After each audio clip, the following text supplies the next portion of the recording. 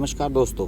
जैसी कि अटकलें थी, ममता बनर्जी के वन मंत्री राजीव बनर्जी ने इस्तीफ़ा दे दिया है और उन्होंने शुक्रवार को दोपहर में जाकर इस्तीफ़ा राज्यपाल को सौंपा और राज्यपाल ने उनका इस्तीफ़ा स्वीकार भी कर लिया है। सबसे ख़ास बात ये रही कि राजीव बनर्जी इस्तीफ़ा देने के बाद जब बाहर निकले तो उनकी आंखों में आंसू थे और वो अपनी भावनाओं को रोक नहीं पा रहे थे।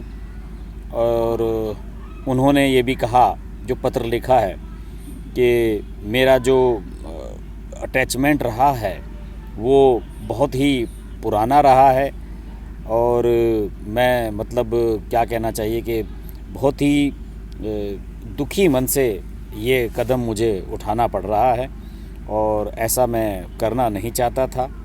और उन्होंने ममता बनर्जी के प्रति आभार भी जताया है कि उन्होंने अपने साथ काम करने का उन्हें मौका दिया और ममता बनर्जी के प्रति कुछ अच्छे शब्द उन्होंने कहे हैं। राजीव बनर्जी ने लिखा कि पश्चिम बंगाल के लोगों की सेवा करना बहुत सम्मान और सौभाग्य की बात है। इस अवसर का पाने के लिए मैं दिल से आभार व्यक्त करता हूँ, सभी का धन्यवाद देता हूँ। और अभी मैं बताऊं कि बृहस्पतिवार को कैबिनेट की मीटिंग हुई थी, ममता बनर्जी ने जो की थी, और उसमें भी राजीव बनर्जी शामिल नहीं हुए थे और ये लगातार 5वीं मीटिंग थी जो राजीव बनर्जी ने मिस की थी। अटकलें तो पहले से ही हैं, मैंने एक वीडियो भी बनाया था कि कोई भी रुक जाए।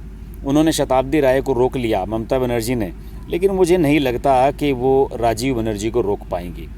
और राजीव बनर्जी ने पिछले दिनों एक फेसबुक लाइव में अपनी भावनाओं को व्यक्त किया था और उन्होंने कहा था कि पार्टी में जो लोग अच्छा काम करना चाह रहे हैं उन्हें काम नहीं करने दिया जा रहा है और लगातार उन लोगों को परेशान किया जाता है जो लोग पार्टी के लिए बढ़िया काम करना चाहते हैं और तरक्की करवाना चाहते हैं पार्टी की। लेकिन अब सारी दिक्कतें पार्टी के सामने बढ़ती जा रही हैं और अब ये स्थिति बन रही है कि जैसे कि इस्तीफ़ों की झड़ी सी लग गई है और बिल्कुल ऐसा लग रहा है कि भगदड़ सी मची हुई है पार्टी में।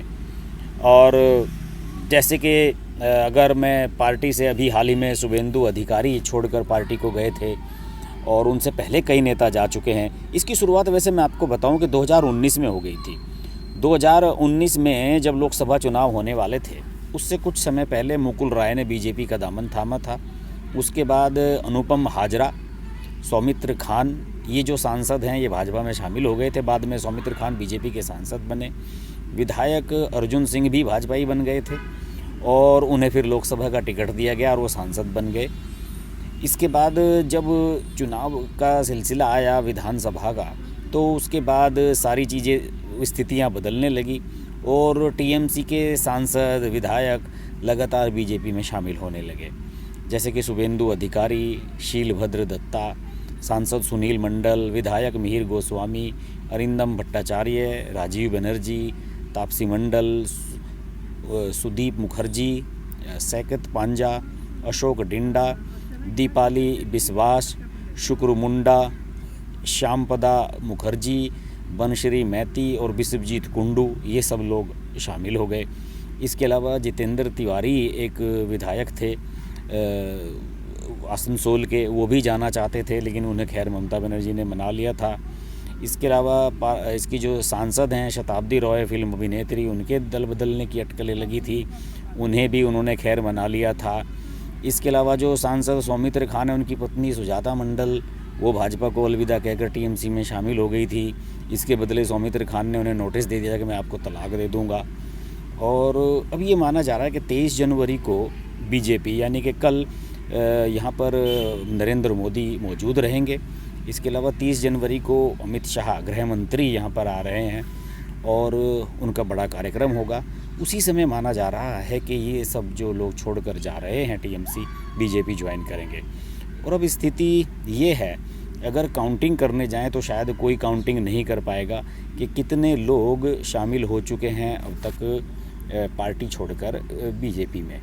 बहरहाल खबरें तो यही हैं कि जितने भी ये लोग आ रहे हैं इन सबको आश्वासन दिया गया है और अब तक टोटल 16 टीएमसी के विधायक जा चुके हैं बीजेपी में।